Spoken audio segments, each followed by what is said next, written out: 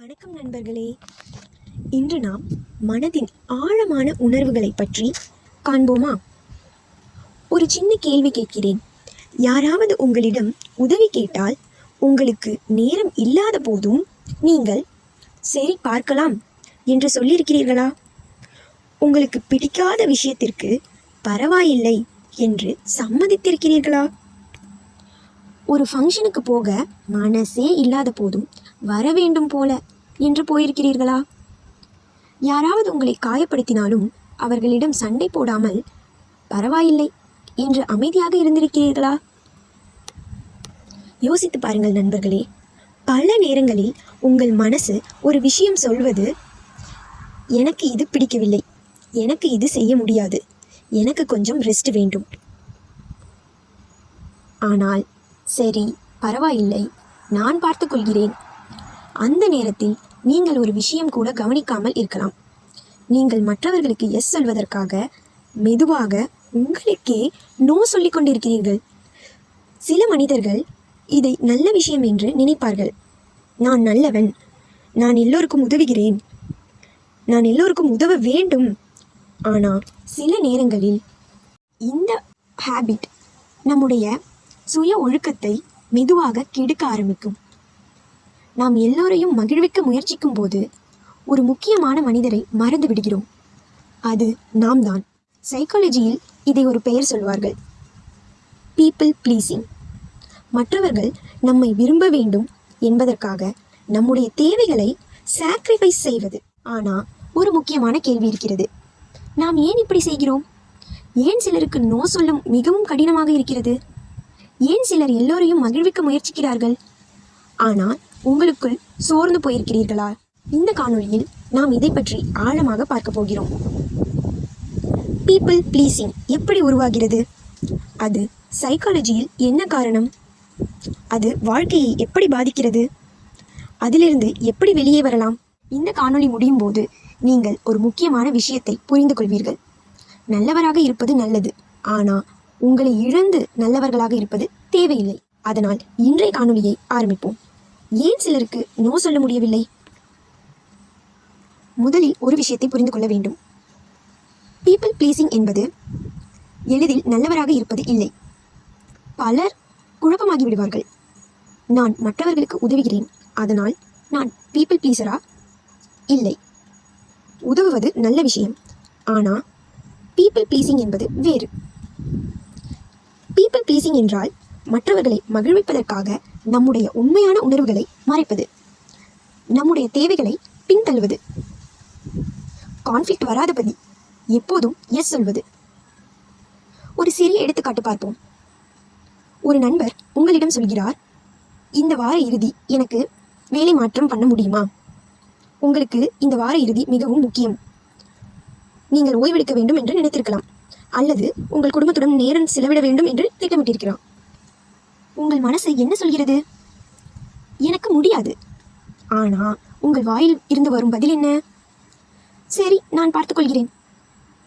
அந்த மொமெண்டில் நீங்கள் அவர்களுக்கு உதவி செய்ய முன் வருகிறீர்கள், ஆனால் உங்கள் மனசு என்ன செய்ய ஆரம்பிக்கும்? Frustration, tiredness, resentment. ஏனென்றால் நீங்கள் உங்கள் உண்மையான உணர்வை மறைத்திருக்கிறீர்கள். பீப்பிள் ப்ளீசிங்க்கு பொதுவாக சில காமன் பேட்டர்ன்ஸ் இருக்கும். அதாவது அவர்கள் சண்டையை மிகவும் தவிர்க்க பார்ப்பார்கள். இந்த விஷயங்கள் உங்களுக்கு பிடிக்கவில்லை என்றாலும் சண்டை வரக்கூடாது என்பதற்காக சரி நான் இதை செய்து கொள்கிறேன், நான் பார்த்துக்கொள்கிறேன் என்று கூறுவார்கள். அவர்கள் என்னை நல்லவனாக நினைக்கணும், அவர்களுக்கு நான் உதவ வேண்டும். இந்த தாட் மிகவும் ஆழமாக இருக்கும். அது மட்டுமல்லாமல் நாம் அவருக்கு இல்லை என்று சொல்லிவிட்டால் அவர்கள் மிகவும் டிசப்பாயின்மெண்ட் ஆகிவிட்டால் அவர்களுக்கு மிகவும் கஷ்டமாக இருக்கும். அதனால் நான் அட்ஜஸ்ட் பண்ணிக்கொள்கிறேன் என்று நினைத்து சரி என்று சொல்லிவிடுவார்கள். ஆனால் ஒரு சுவாரஸ்யமான விஷயம் என்ன என்று தெரியுமா? பீப்பிள் ப்ளீசர்ஸ் பொதுவாக வெரி கைண்ட் பீப்புளாக இருப்பார்கள். அதாவது அவர்களுக்கு நல்ல மனசு இருக்கும். அவர்களுக்கு மற்றவர்களின் உணர்வுகளுக்கு முக்கியத்துவம் கொடுக்க வேண்டும் என்ற எண்ணம் இருக்கும். ஆனால் பிரச்சனை எங்கே ஆரம்பிக்கிறது? அவர்கள் மற்றவர்களின் உணர்வுகளை பாதுகாக்க வேண்டும் என்பதற்காக தங்களுடைய உணர்வுகளை தவிர்த்து விடுகிறார்கள்.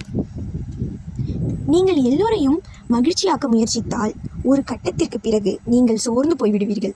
ஏனென்றால் ஒரு மனிதனின் எல்லாருடைய எதிர்பார்ப்புகளையும் நம்மால் முழுமையாக பூர்த்தி செய்ய முடியாது. அதனால் நான் சைக்காலஜியில் ஒரு முக்கியமான பாடம் சொல்கிறேன். நல்லவராக இருப்பது நல்லது, உதவுவது நல்லது.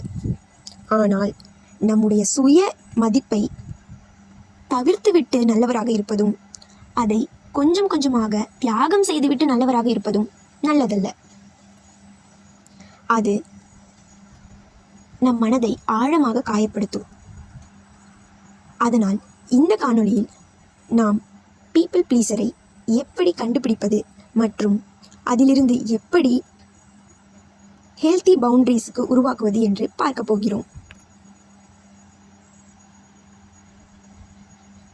ஒரு முக்கியமான கேள்வி, நண்பர்களே, ஏன் சிலருக்கு மட்டும் இல்லை என்று சொல்ல மிகவும் கடினமாக இருக்கிறது?